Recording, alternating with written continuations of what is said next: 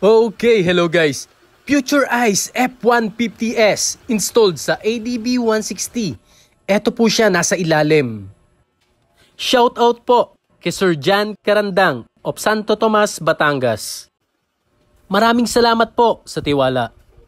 Ito po yung kanyang low beam, yung white light po. Naka-remote po yung kanyang switch. Kaya hindi na tayo kailangan lumapit sa motor.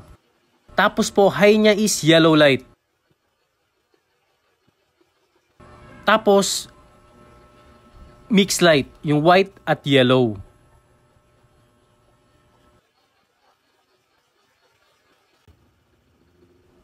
Ito naman yung kanyang first mode ng strobe light.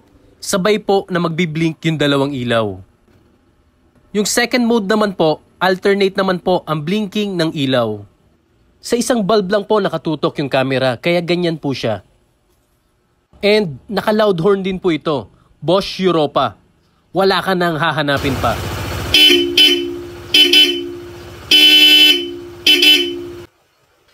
Maraming salamat po ulit, Sir Jan. God bless po at ride safe po. At syempre, thank you po, Sir.